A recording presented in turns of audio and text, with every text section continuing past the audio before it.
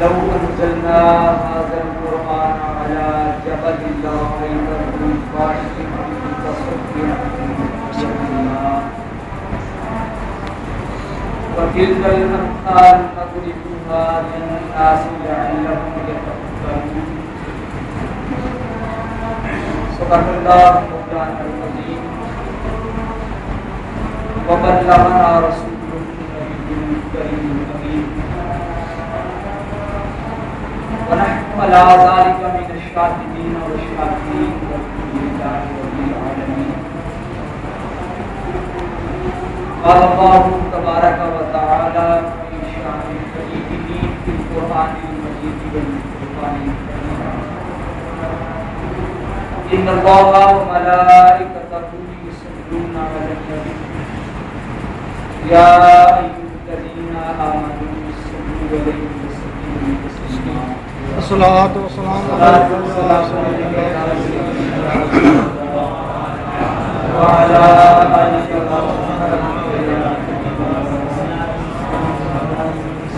والسلام عليك يا رسول الله وعلى آلك وأصحابك يا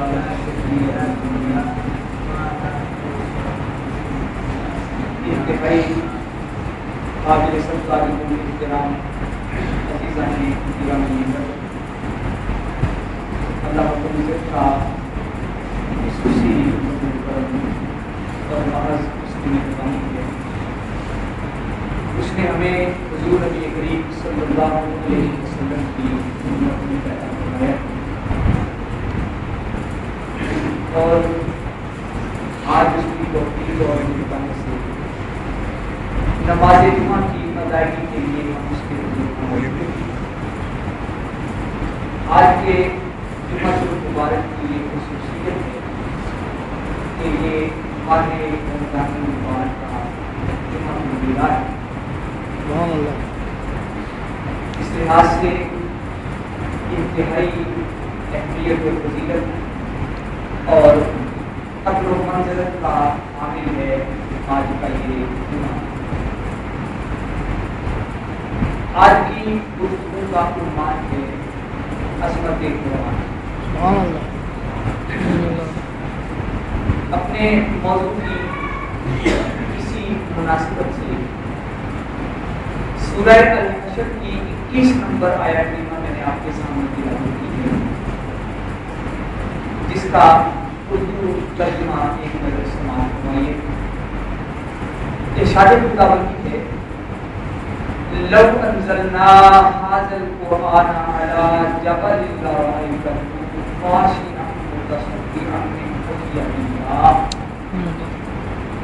اگر ہم یہ قرآن کسی پہاڑ پر اتارتے تو ضرور تم اسے دیکھتا جھکا ہوا پاش پاش ہوتا اللہ کے خوف سے۔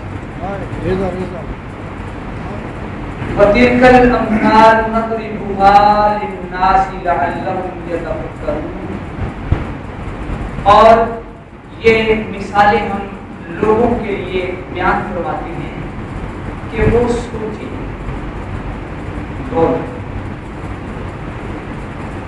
سامعین محترم، قرآن کریم کی عظمت کے حوالے سے قرآن کریم ہی کی ایک آیت کریمہ آپ نے سماعت کی ہے۔ اسی آیت کریمہ کی روشنی میں آج ہم عظمت قرآن کی ایک جھلک دیکھیں۔ ماشاءاللہ۔ اللہ تبارک و تعالی امین ہے، اس لیے کہ امین اس کی ایک صفت ہے۔ اس امین ذات نے زمین پر بسنے والے ایک امین کی طرف یہ قرآن کریم نازل کیا، اور جس فرشتے کے ذریعے اللہ نے یہ قرآن نازل فرمایا وہ بھی امین، نازل کرنے والا بھی امین ہے، جس کی طرف قرآن نازل ہوا وہ بھی امین ہے۔ اور جس فرشتے کے ذریعے قرآن اترا وہ فرشتہ بھی امین ہے، اور جس شہر اور جس سرزمین میں قرآن اترا وہ بھی امین ہے۔ ارشاد خداوندی ہے نزل بہ الروح الامین، اسے روح الامین لے کر اترا، اور جس سرزمین پہ نازل ہوا اس کے بارے میں ارشاد فرمایا وَهَٰذَا الْبَلَدِ الْأَمِينِ، اور اس امن والے شہر کی قسم۔ تو عزیزان گرامی کر اس امین نے قرآن اتارا، اور جس امین پہ قرآن اترا اس نے من و عن بغیر کسی تغیر اور تبدیلی کے اسے لوگوں تک پہنچایا۔ یہ قرآن کریم کی عظمت ہے، یہ قرآن کی بزرگی اور یہ قرآن کی فضیلت ہے کہ جب حصول وحی کا وقت آتا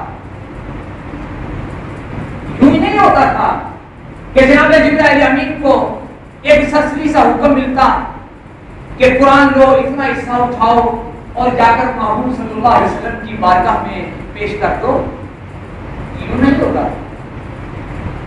جب حصول وحی کا وقت آتا اور اللہ رب العزت کی طرف سے نزول وحی ہونا ہوتی تھی، جناب جبرائیل امین کو جب اس مقصد کے لیے حکم ملتا تو جناب جبرائیل امین حصول وحی کے وقت اس کی آیات کے ہیبت اور جلال کے سامنے سجدہ ریز ہو جایا کرتے۔ جناب جبرائیل امین سجدہ ریز ہو جاتے۔ وہ جناب جبرائیل امین کہ جن کی طاقت شدت اور قوت کا عالم یہ ہے کہ جناب سیدنا لوط علیہ السلام کی بستیوں کو انہوں نے اپنے ایک پر کے اوپر اٹھا لیا اور اٹھا کر اتنا اونچا لے گئے کہ آسمانوں کے قریب لے گئے، اور آسمانوں پہ رہنے والی مخلوقات نے اس بستی کے مرغوں کی بانگوں کی آوازیں سنی اور کتوں کے بھونکنے کی آوازیں سنی۔ اپنے ایک پر کے اوپر جناب لوط علیہ السلام کے 4 شہروں کو اٹھا کر جناب جبرائیل امین اتنا اونچا لے گئے، وہاں سے ان کو پلٹ دیا، اور جن کی طاقت کا عالم یہ ہے کہ انہوں نے دیکھا کہ ابلیس ارض مقدسہ کی ایک گھاٹی کے اندر جناب حضرت عیسیٰ علیہ السلام کے ساتھ کوئی کلام کر رہا ہے۔ ابلیس حضرت عیسیٰ علیہ السلام کے ساتھ کوئی کلام کر رہا ہے، تو جناب جبرائیل امین نے اپنی ایک پھونک کے ساتھ ارض مقدس کی سرزمین سے اس کو ہندوستان کے دور دراز کے پہاڑوں کے اندر صرف ایک پھونک ماری، ہندوستان کے پہاڑوں کے اندر پھینک دیا۔ ان کی قوت اور شدت یہ ہے کہ قوم سمود جو بہت زیادہ طاقتور اور جسیم تھی، جو ہاتھ کی ایک دبے سے درخت کو باہر نکال لیا کرتے تھے، گائے اور بیل کو اٹھا کر یوں پھینک دیتے تھے کہ جیسے بلی کا بچہ اٹھا کے پھینک دیا جاتا ہے، وہ قوم سمود جبرائیل امین کی ایک چیخ سے ہلاک، ایسی طاقتور اور جسیم قوم آپ کی ایک چیخ سے ہلاک۔ جناب جبرائیل امین انبیاء علیہ السلام کے پاس زمین پہ اترا کرتے تھے، جب واپس جاتے تو پلک جھپکنے سے پہلے سدرۃ المنتہا پہ پہنچ جائے۔ بے شک اللہ، بے شک اللہ۔ طاقت، جن کی رفتار اور جن کی قوت کا یہ عالم ہے کہ پلک جھپکنے سے پہلے کتنا وقت لگتا ہے، پلک جھپکنے سے پہلے سدرۃ المنتہا پہ پہنچ جایا کرتے۔ آقا دو جہاں صلی اللہ تعالی علیہ وسلم نے ارشاد فرماتے ہیں، جناب عبداللہ ابن مسعود رضی اللہ تعالیٰ کو اس حدیث کو روایت فرما رہے ہیں کہ رسول اللہ صلی اللہ علیہ وسلم نے ارشاد فرمایا کہ میں نے جبرائیل کو اس کی اصلی صورت میں دیکھا۔ ایک تو صورت وہ تھی کہ جس میں وہ زمین میں بھی آیا کرتے تھے، حضرت دہیہ کلبی کی شکل میں اکثر نبی کریم صلی اللہ علیہ وسلم کے ایک صحابی تھے حضرت دہیہ کلبی، ان کی شکل میں جناب جبرائیل امین آیا کرتے تھے، صحابہ کرام کے درمیان آ کے بیٹھ جایا کرتے تھے۔ آقا دو جہاں صلی اللہ علیہ وسلم ارشاد فرماتے ہیں کہ میں نے جبرائیل کو ان کی اصلی شکل میں بھی دیکھا، اور اصلی شکل میں جب دیکھا تو آقا دو جہاں صلی اللہ علیہ وسلم ارشاد فرماتے ہیں کہ میں نے جبرائیل کو یہ کہا کہ جبرائیل میں تمہیں اصلی شکل میں دیکھنا چاہتا ہوں۔ تو جناب جبرائیل امین نے عرض کیا کہ حضور ذرا افق کی جانب پھر نگاہ اٹھا کے دیکھیں، جہاں پر آسمان کا کنارہ دکھائی دیتا ہے، زمین و آسمان ملتے ہوئے جہاں پر دکھائی دیتے ہیں، کھلا ہوا میدان ہو، اس کو افق کہتے ہیں آسمان کے کنارے کو۔ تو جناب جبرائیل امین نے عرض کیا کہ حضور پھر نگاہ اٹھائیں اور نگاہ اٹھا کر ذرا ایک بار افق کو دیکھیں، یعنی آسمان کے کنارے کو ذرا دیکھیے۔ تو نبی کریم صلی اللہ علیہ وسلم نے جب افق کی طرف دیکھا تو حضور نبی کریم صلی اللہ علیہ وسلم کو افق کی جانب سے کچھ ابھرتا ہوا، کچھ پھیلتا ہوا دکھائی دیا۔ عزیزان گرامی قدر، حضور فرماتے ہیں مشرق کو مغرب کو بھر لیا۔ جناب جبرائیل امین کو جب میں نے اصلی شکل کے اندر دیکھا تو 600 پر تھے جناب جبرائیل امین، 600 پر، اور ان کا ایک ایک پر مشرق کو مغرب تک پہنچ رہا تھا، اور اس کے ایک پر کی یہ شدت اور یہ طاقت ہے کہ اگر اپنے ایک پر کے ایک حصے کو 14 طبق کے اوپر مارے تو 14 طبق جو ہے وہ روئی کی طرح اڑ جائیں فضا میں۔ جن کی شدت کا یہ حالت ہے، جن کی طاقت اور قوت یہ ہے، وہ جناب جبرائیل امین جب رب کی بارگاہ سے اپنے محبوب کے پاس قرآن لانے کا حکم ملتا ہے تو وہ جبرائیل انتہائی عاجزی کے ساتھ اللہ کے جلال اور اس کے ہیبت کے سامنے سجدہ ریز سبحان اللہ، جھکا سجدے میں پڑا ہوا ہے۔ پھر اللہ کی طرف سے خصوصی رحمت کا نزول ہوتا ہے، رب کی طرف سے عزت ملتا ہے، رب کی طرف سے اجازت ملتی ہے، پھر وحی کا نزول ہوتا ہے، پھر جبرائیل کو وہ وحی حاصل ہوتی ہے جو اس نے اس کے حبیب کے پاس جو آیت لے کے آنی ہے، پھر وہ آیت جبرائیل کو ملتی ہے، وہ سورت جبرائیل کو ملتی ہے۔ تو عزیزان گرامی، جب جبرائیل امین اس کو حاصل کرتے ہیں اور جب اس کی کیفیت اور اس نزول وحی کی آواز نکلتی ہے تو ساتوں آسمانوں کے اوپر پھیلے ہوئے فرشتے جناب جبرائیل امین کے پیچھے سجدہ ریز ہو جاتے ہیں، ساتوں آسمانوں کے پیچھے سجدہ ریز ہو جاتے ہیں۔ پھر جبرائیل کو وحی حاصل کرتا ہے اور اس قابل ہوتا ہے کہ اس ایک آیت کو اٹھا سکے، پھر اس قابل ہوتا ہے اس ایک آیت کو اٹھائے۔ عزیزان گرامی، جب جناب جبرائیل امین اس آیت کو لے کر اس کی کیفیت کیا ہوتی ہوگی کہ جناب جبرائیل امین کیسے اس ایک آیت کو لے کر جب زمین کی طرف روانہ ہوتے ہوں گے تو اس کی کیفیت کیا ہوگی۔ تو عزیزان گرامی اگر جناب جبرائیل امین جب اس ایک آیت کو لے کر زمین کی طرف روانہ ہوتے، جب 7ویں آسمان کو عبور کرتے تو 7ویں آسمان کے اوپر جتنے ملائکہ ہیں سب کے سب سجدہ ریز ہیں کہ جبرائیل امین آیات لے کر اللہ کے حبیب کی طرف جا رہے ہیں۔ پھر جب اس آسمان کو عبور کر کے چھٹے آسمان کی حدود میں داخل ہوتے ہیں تو چھٹے آسمان کے سارے ملائکہ سجدہ ریز ہیں کہ جبریل آیت لے کر گزر رہے ہیں۔ پھر جب 5ویں آسمان پہ آتے ہیں تو 5ویں آسمان کے سارے فرشتے سجدہ ریز ہیں۔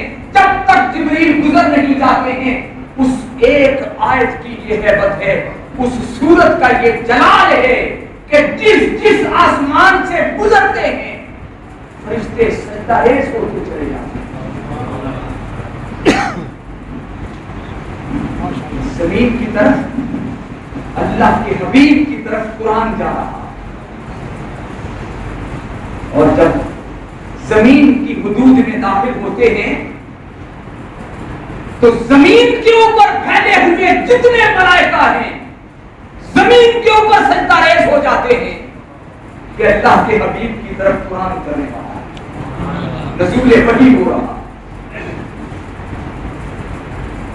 اسی لیے جانے کا بھی اللہ رب العزت ارشاد فرما رہا ہے لو انزلنا هذا القرآن على جبل لرأيته خاشعا متصدعا من خشية الله، کہ اگر ہم اس قرآن کو پہاڑوں کے اوپر نازل کرتے تو تم دیکھتے ان کو جھکا ہوا اللہ کے خوف سے باش باش ہوتا ہوا تم ان کو دیکھتے، ان کی یہ حالت ہو جاتی گویا کہ اللہ تبارک و تعالیٰ کی خشیت و جلال اور ہیبت و روب سے پہاڑوں کی چھاتیاں بھی ہلنے لگتی، چٹانوں کے سینوں کے اوپر بھی کپ کپی تاری ہو جاتی اور زلزلے بپا ہو جاتے، یعنی پہاڑوں کے اندر بھی اتنی طاقت نہیں ہے کہ وہ قرآن کریم کی ایک آیت کے جلال کے سامنے ٹھہر سکے۔ ان میں بھی یہ طاقت ہے۔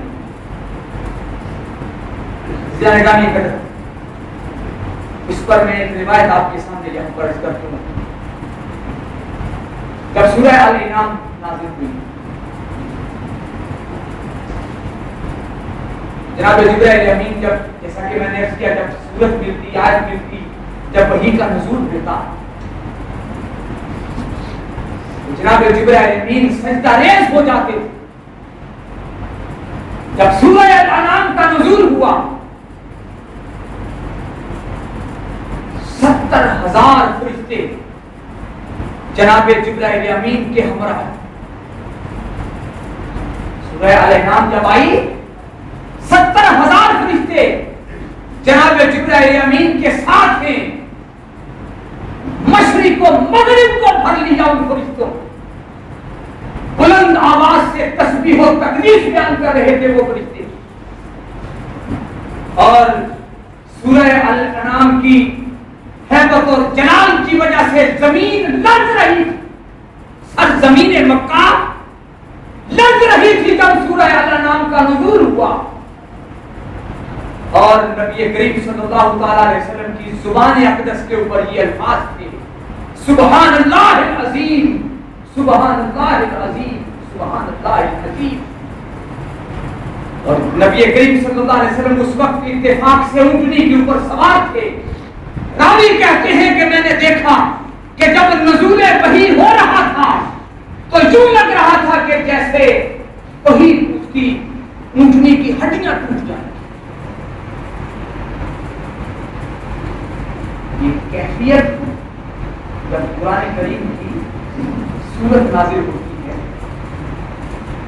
پھر عزیزان اکرامی اگر ذرا دیکھیں اپنے مقدر پہ اور اپنے نصیب کے اوپر ایمان کیجیے اور فخر کیجیے کہ قرآن پڑھنے کی عزت سارے ملائکہ میں سے، غور سے سنیں گے، قرآن پڑھنے کی جو عزت ہے وہ سارے ملائکہ میں سے جناب جبرائیل امین کو. سبحان اللہ.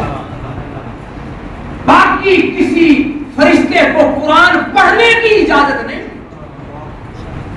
کوئی فرشتہ قرآن نہیں پڑھ سکتا ہے. صرف جناب جبرائیل امین کو یہ اجازت ہے اور یہ عزت حاصل ہے کہ وہ قرآن کو پڑھتے ہیں. باقی کوئی فرشتہ قرآن نہیں پڑھتا ہے. صرف اتنی اجازت ہے کہ جب میرے محبوب کے امتی قرآن پڑھے تو تم جا کے صرف سن سکتے ہو, پڑھ نہیں سکتے. سبحان اللہ. سبحان اللہ. نعرہ تکبیر، نعرہ رسالت. گرامی غور کیجیے. شہر رمضان الذی انزل فیہ القرآن, رمضان وہ مہینہ ہے جس میں قرآن نازل ہوا. چونکہ رمضان شریف میں قرآن کا کوئی گفتگو نہیں ہوئی تو اس لیے آج کے جمعہ کے لیے میں نے عظمت قرآن کا موضوع جو ہے وہ منتخب کیا. ماشاءاللہ. ملائکہ کو قرآن پڑھنے کی اجازت نہیں. وہ پڑھتے نہیں ہیں قرآن, صرف سنتے ہیں. اور پھر ذرا دیکھیں عزیزان گرامی, جب صبح فجر کی جماعت ہوتی ہے تو فرشتے اللہ کے محبوب کے امتیوں کا قرآن سننے کے لیے جمع ہوتے ہیں. قرآن سننے کے لیے جمع ہوتے ہیں. اقیم الصلاۃ لدلوک الشمس الی غسق الليل وقرآن الفجر ان قرآن الفجر کان مشہودا. فجر کے وقت فرشتے آ کے حاضر ہوتے ہیں اور اللہ کے حبیب کے امتیوں کا قرآن سنتے ہیں. یہ اعزاز صرف اور صرف آقا دو جہاں کی امت کو حاصل ہے اور ہم گناہگاروں کو یہ اعزاز حاصل ہے کہ کلام اللہ کا ہے مگر رب نے فرمایا کہ کلام میرا ہے, پڑھو تم. گناہگار ہیں مگر کلام اللہ کا ہے تو رب نے ہمیں عطا فرمایا کہ کلام میرا ہے اور پڑھو گے تم. فرشتے صرف سنیں گے. جہاں بھی قرآن کی تلاوت ہوتی ہے فرشتے آ کر اللہ کا کلام سنتے ہیں. عزیزان گرامی قدر, اس کا مطلب یہ ہوا کہ یہ تو کوئی اس سے پوچھے قرآن کی قدر, اس سے پوچھے کہ جس نے قرآن کی قدر پائی. فرشتوں کو قرآن نہیں ملا تو قرآن کی قدر کوئی فرشتوں سے پوچھے کہ پھر کس طرح وہ شوق سے آ کر قرآن کی تلاوت سنتے ہیں. جس کے پاس گھڑے پڑے ہوئے پانی کے بھرے ہوئے اسے کیا پرواہ پانی کی اور اسے پانی کی قدر کیا. پانی کی قدر تو اسے ہو جو ریتلے صحرا میں رہتا. برادران یوسف کو یوسف علیہ السلام کی قدر کیا. یوسف کی قدر تو یعقوب علیہ السلام کو ہے یا زلیخا کو ہے.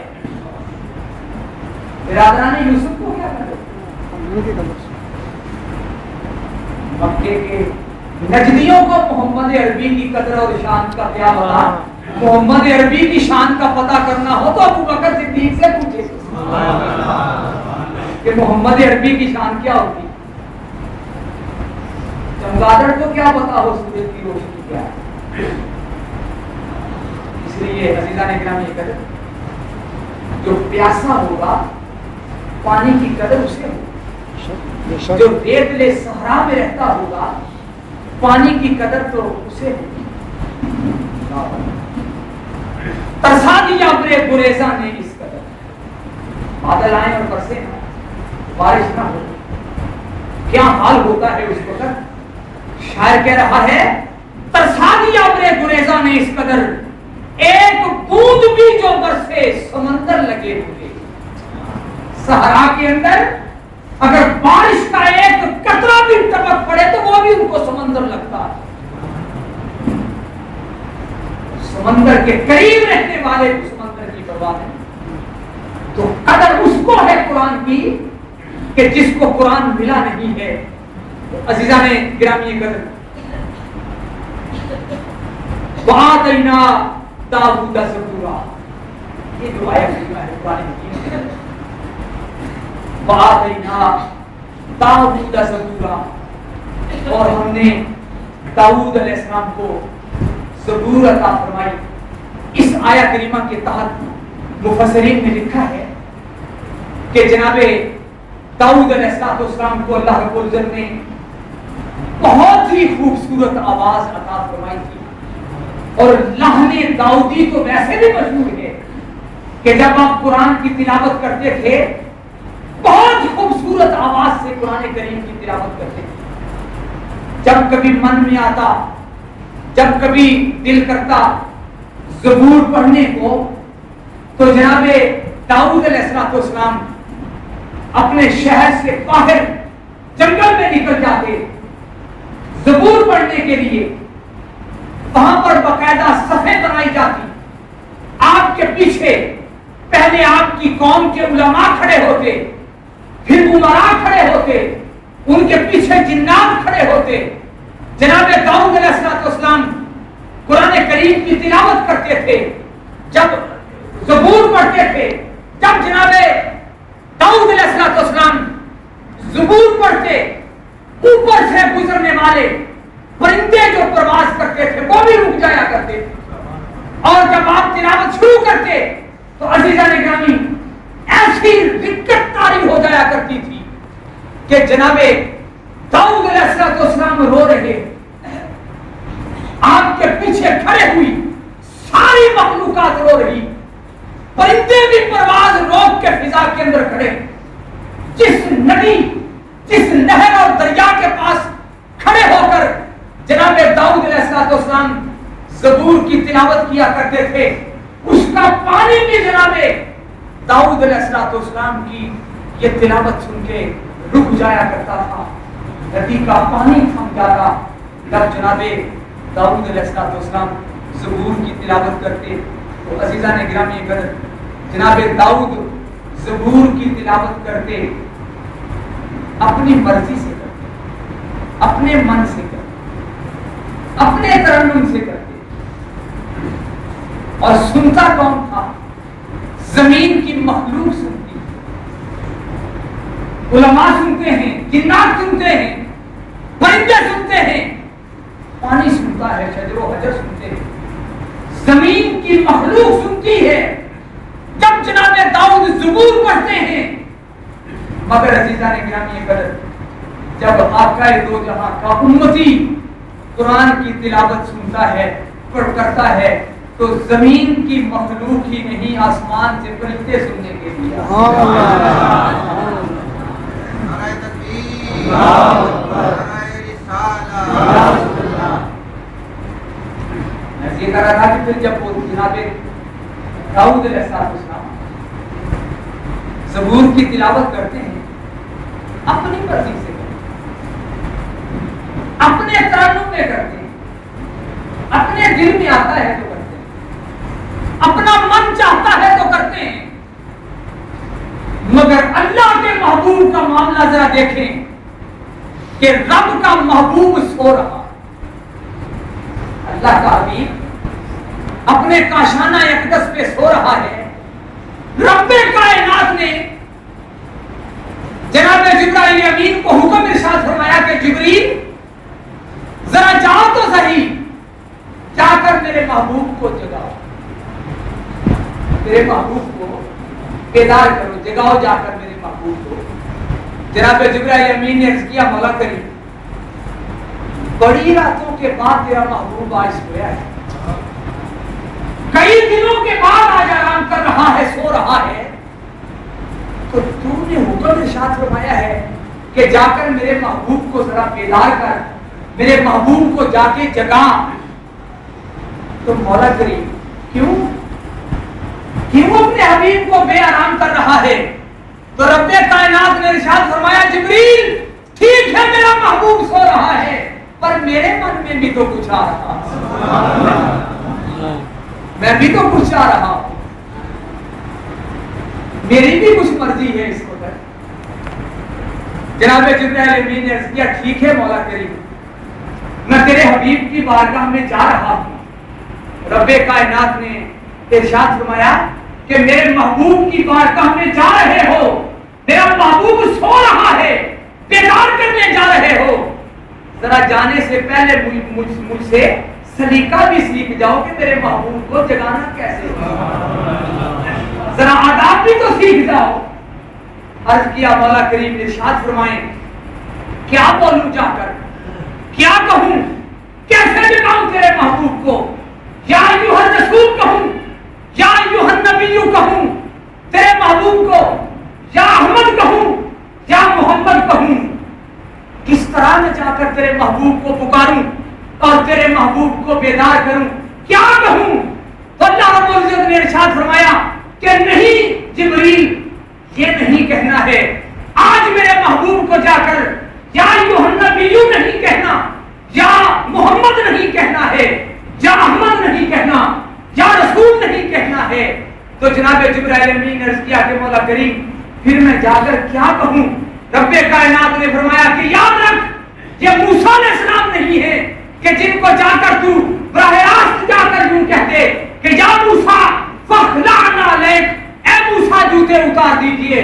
یاد رکھ یہ نوح علیہ السلام نہیں ہے کہ جن کو جا کر تو یوں کہتے یا نوح لیس من اہلک, کہ اے نوح یہ بیٹا تیرا ہے ہی نہیں ہے. اب ایسے نہیں کہنا ہے. یہ ابراہیم علیہ السلام نہیں ہے کہ جن کو جا کر تو کہتے کہ یا ابراہیم, اور ان کو جا کر کلام کر دے یہ میرا محبوب ہے, یوں نہیں کہنا ہے جا کر. تو جناب جبرائیل امین نے عرض کیا کہ مولا کریم پھر مجھے بتا تو صحیح کہ میں کیسے جا کر بیدار کروں, کیسے جا کر جگاؤں. تو اللہ کریم تو علیم بذات صدور ہے, اللہ کے سب کچھ جانتا ہے, لیکن ذرا دیکھیں کہ اپنے حبیب کے لیے کیسا کیف و سرور پیدا کرتا ہے. جبریل پہلے یہ دیکھ کیا جا کے کیفیت کیا ہے. میرا محبوب سو تو رہا ہے لیکن ذرا یہ دیکھ کیا کیفیت کیا, سما کیسا ہے, یہ پہلے دیکھ کیا. جناب جبرائیل امین آئے, دیکھا, جا کے رب کائنات کی بارگاہ میں عرض کیا اے پروردگار تیرا محبوب کمبل اوڑھ کے سو رہا ہے, تیرا محبوب کمبل اوڑھ کے سو رہا ہے. تو پھر موسم بھی رب نے فرمایا موسم بھی بہتری ہوگا, سما بھی اچھا ہی ہوگا. ذہن میں یاد رکھیے حالانکہ وہ علیم بذات صدور ہے, جب رب ہو کر اپنے محبوب کے ساتھ اتنی محبت اور پیار کرتا ہے, ہمیں امتیوں کو کتنا پیار ہونا چاہیے اس کے ساتھ. کیا کہ مولا کریم تیرا محبوب کمبل اوڑھ کے سو رہا ہے. تو رب نے پھر ارشاد فرمایا کہ جبریل جا کر میرے محبوب کو یوں کہہ یا ایھا المزمل قم اللیل, کہ اے بارے نبوت اٹھانے والے, اے کمبل اٹھانے والے, رات ہو گئی ہے, ذرا اٹھ کے کھڑا تو. نعرہ تکبیر, نعرہ رسالت, نعرہ غوثیہ. یا جبریل کیوں جا کے گئے؟ کیونکہ پہلے پتا کروایا کہ جا دیکھ کیا کیفیت کیا ہے, سما کیا ہے میرا محبوب کس حال کے اندر ہے, کیسے سویا ہوا ہے میرا محبوب. جب بتایا کہ کمبل اوڑھ کے سو رہا ہے تو پھر ارشاد فرمایا کہ جا کر یوں بیدار کرو اور کہو یا ایھا المزمل قم اللیل الا قلیلا. اب ذرا دیکھ انداز دیکھ, جناب جبرائیل امین وحی لے کے نازل ہوئے ہیں, نبی کریم صلی اللہ علیہ وسلم کو بیدار کیا یا ایھا المزمل قم اللیل, اے میرے محبوب اٹھ کھڑے ہوئیے گا. ترجمہ تو یہ بنتا قم اللیل, لیل کہتے ہیں رات. میرے محبوب ذرا اٹھئے, آج ساری رات ذرا اٹھ کے کھڑے ہو جائے. ترجمہ یہی بنتا ہے. لیکن پھر اللہ رب العزت نے یہ سوچا کہ میرا محبوب نازک ہے, ساری رات کھڑا ہونے سے تھک نہ جائے, حکم کی تعمیل تو کرے گا کہیں تھک نہ جائے. فرمایا الا قلیلا, میرے محبوب تھوڑا پہلے مرضی یہی من میں یہی آ رہا تھا کہ میرا محبوب ساری رات کھڑا ہو، پھر فرمایا الا قلیلا، محبوب تھوڑا، پھر خود ہی دوبارہ بول پڑا کہ تھوڑے کا مطلب کیا ہے کہ میرے محبوب آدھی رات کا، قلیلا کا مطلب یہ ہے کہ آدھی رات کا۔ اور پھر جب سوچا کہ آدھی رات بھی شاید کہیں زیادہ نہ ہو میرے محبوب کے لیے کہ آدھی رات تک کھڑا رہے، کہیں یہ بھی مشکل نہ ہو جائے، تو فرمایا اب ان قسم، اے میرے محبوب اگر آدھی بھی زیادہ ہو تو ذرا تھوڑی اور اس سے کم کر لے۔ پھر سوچا کہ کہیں ایسے نہ ہو کہ کم تو کرتا جا رہا ہوں، محبوب کے ساتھ ملاقات ہی ادھوری نہ رہ جائے گا۔ تو پھر فرمایا میرے محبوب اوزد علیہ، آدھی سے ذرا تھوڑی سی کم تو کرنی ہے لیکن اس سے تھوڑا سا ذرا اور بڑھا ہے۔ عجیب ماجرا ہے کہ رب کائنات بیدار کیا، سبب کیا ہے، وجہ کیا ہے، یہ کیفیت کیا ہے، تعجب ہے، حیرانگی، بیدار کیا جا رہا ہے، کبھی تو بولتا ہی نہیں، کبھی بولتا ہے تو بولتا ہی چلا جاتا ہے، اپنے محبوب کے ساتھ کلام ہی کرتا چلا جاتا ہے۔ عرض کیا رب کائنات ماجرا کیا ہے، میں حاضر ہوں، کیوں مجھے اٹھایا، کیوں بیدار کیا، کیوں اتنا کلام کہ کبھی ساری رات، کبھی آدھی رات، کبھی اس سے تھوڑا، کبھی اس سے زیادہ، میرے مولا یہ سب کچھ کیا ہے، مجھے کیوں بیدار کیا، کیوں اٹھایا ہے؟ تو رب کائنات نے ارشاد فرمایا کہ میرے محبوب تو اٹھتا ہے، لوگوں کو سناتا ہے، لوگ تیری بولیاں سنتے ہیں، آج میں یہ چاہتا ہوں کہ آج تو اٹھ کے آ جا اور آ کر میری بارگاہ میں مدنی مصلی بچھا کے کھڑا ہو جا، وَرَتِّلِ الْقُرْآنَ تَرْتِیلًا، تو قرآن پڑھتا رہے، میں تیرا قرآن سنتا ہے۔ سبحان اللہ، ماشاءاللہ، سبحان اللہ، ماشاءاللہ۔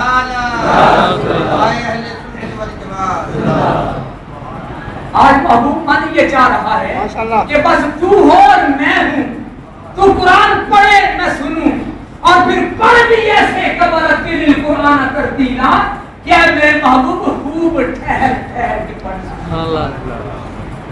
آہستہ آہستہ پڑھنا، تو قرآن پڑھ اور میں سنوں، آج من یہ چاہ رہا، اس لیے میرے محبوب تجھے اٹھایا۔ عرض کیا رب کائنات سارے ہی پڑھتے ہیں قرآن،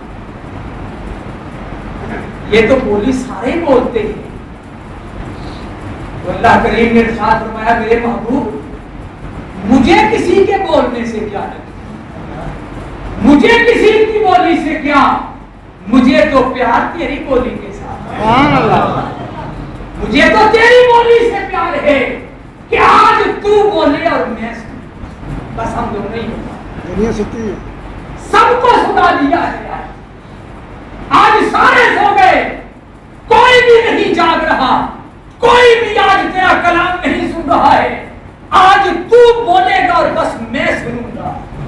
آج مدنی مصلی بچھا دے، مسجد کے اندر آ کر پڑھنا شروع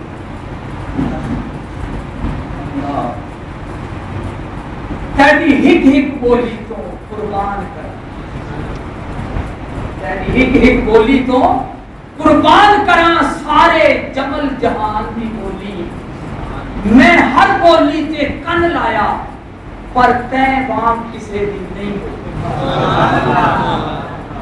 میرے محبوب مجھے کیا لگے کسی کی بولی سے، مجھے تو پیار تیری بولی سے۔ یہ کہا تھا کہ جناب داؤد علیہ السلام زبور پڑھتے ہیں، اپنی مرضی سے پڑھتے ہیں، اپنے دل سے پڑھتے ہیں، اپنے ترنم سے پڑھتے ہیں، مگر ادھر اللہ کا محبوب ہے کہ قرآن پڑھ رہا ہے، رب کے کہنے سے پڑھ رہا ہے، وَرَتِّلِ الْقُرْآنَ رب کے دیے ہوئے ترنم کے ساتھ پڑھ رہا ہے کہ میرے محبوب ایسے پڑھنا ہے، جیسا رب سننا چاہ رہا ہے ویسا میرا محبوب پڑھے۔ یہ کس کی عظمت ہے؟ قرآن کی عظمت، زبور کی عظمت اپنی جگہ، انجیل کی عظمت اپنی جگہ۔ کوئی شک نہیں ہے، کوئی انکار نہیں کہ عظمت تو صرف قرآن کی نگرانی کر۔ یہاں پر ایک لمحے کے لیے رک کر میں آپ کے سامنے عرض کرتا ہوں کہ ہمارا تعلق قرآن کے ساتھ ہے، ہمیں کتنے کی پرواہ ہے اس کی کہ اللہ نے کتنا عظیم کلام ہمیں عطا فرمایا، کئی روز تک اس کو پڑھتے رہے، کئی روز تک نہیں دیکھتے ہیں،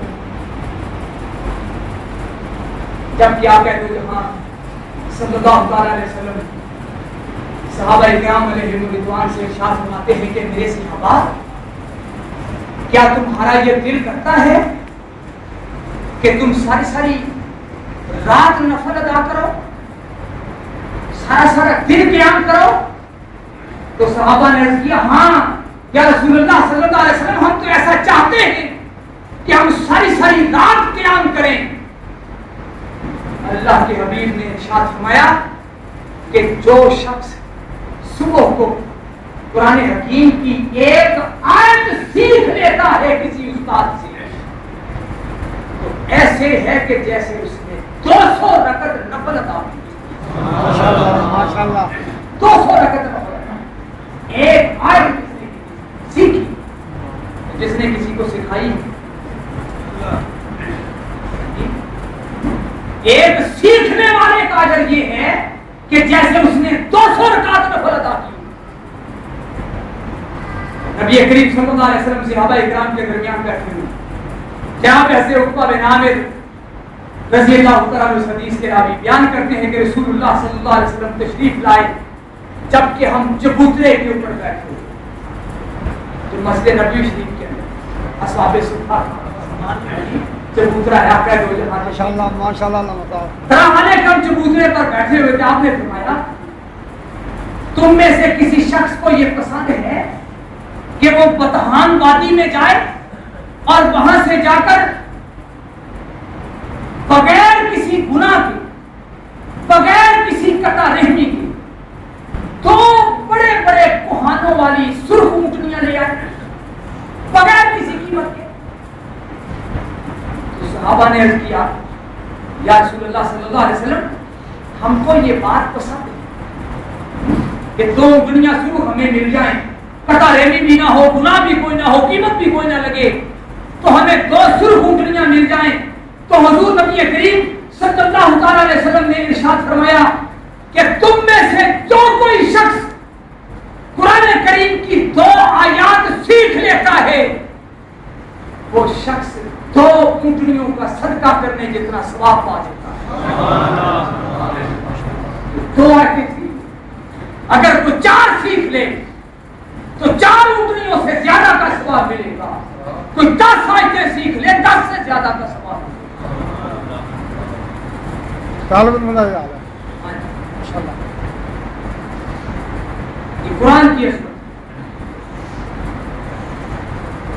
اگر کسی نے قرآن نہیں پڑھا تو آر اتار، شرم اتار،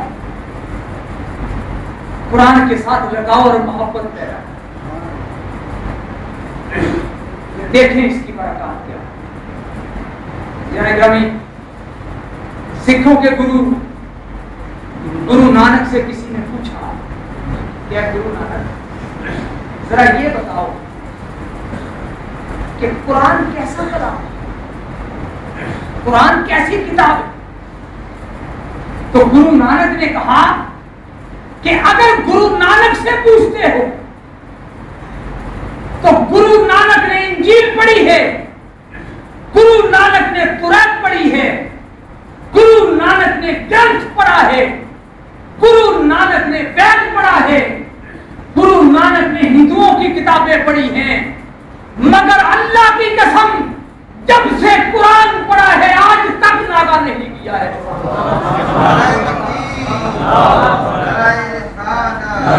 آج تک ناغہ نہیں کیا ماشاءاللہ۔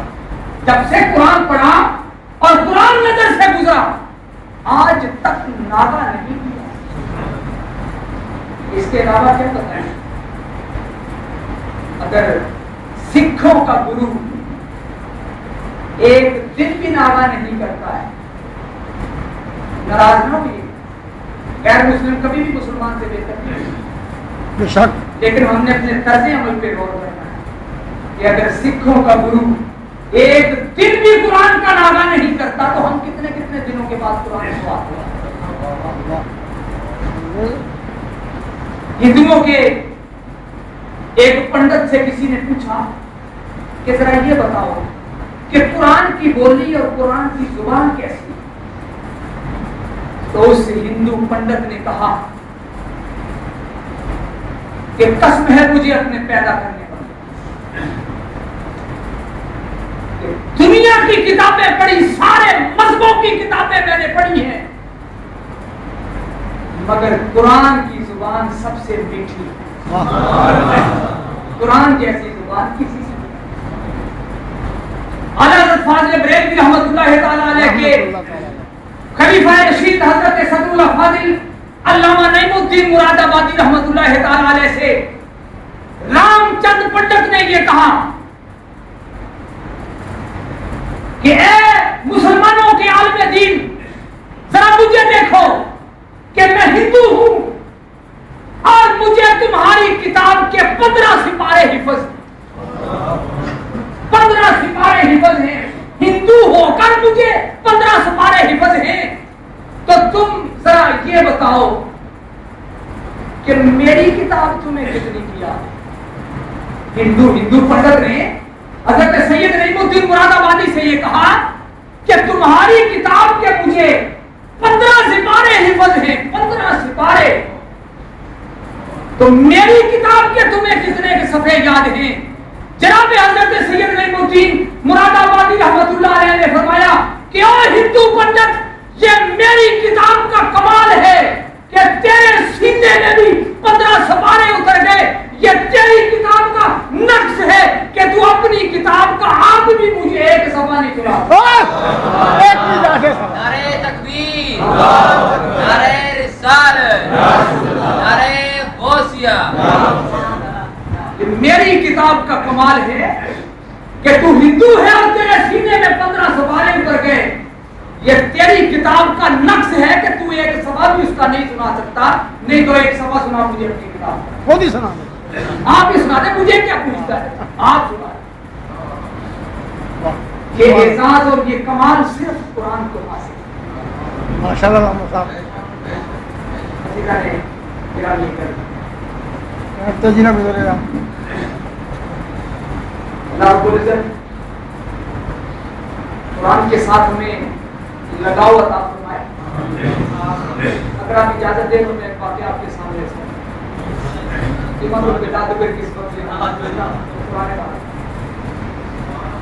دوسری کراؤ کی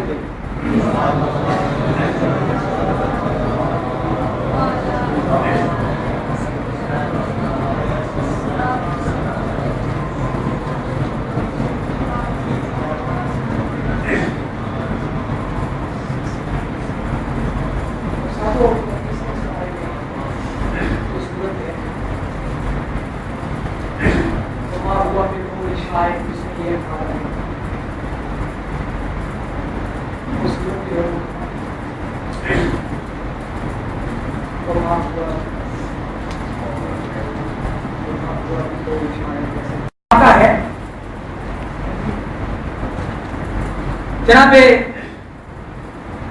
آقا دو جہاں صلی اللہ تعالی علیہ وسلم آپ ایک روز اپنے کاشانہ اقدس سے باہر نکلے اور آپ بیت اللہ شریف کا آپ نے رخ کیا۔ جناب عمر فاروق رضی اللہ عنہ وہ اس وقت تک ابھی اسلام قبول نہیں کیا تھا، اسلام سے قبل شدید ترین مخالف تھے آپ نبی کریم صلی اللہ علیہ وسلم کے بھی اور اسلام کے بھی۔ تو کہتے ہیں کہ میں حضور نبی کریم صلی اللہ تعالی علیہ وسلم کے پیچھے ہو لیا، کہتے ہیں کہ سوچا کہ ذرا سنو تو سنو کہ پڑھتے کیا، آئے ذرا میں بھی سنتا ہوں کہ یہ کیا ہے جو یہ پڑھتے ہیں۔ تو جناب سیدنا عمر فاروق رضی اللہ عنہ نبی کریم صلی اللہ علیہ وسلم کے پیچھے پیچھے چل پڑے. آقا دو جہاں بیت اللہ شریف میں گئے, جا کر نماز شروع کر دی.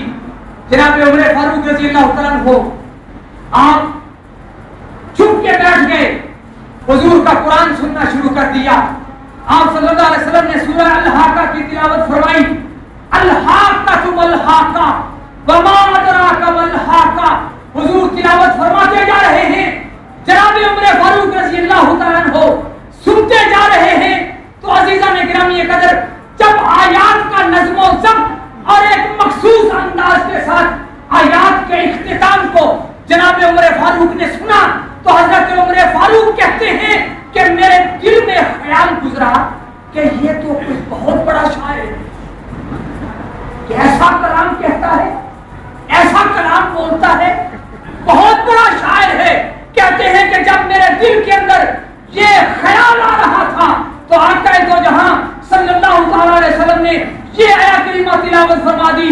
وما ہوا بقول شاعر, یہ کسی شاعر کا کلام نہیں,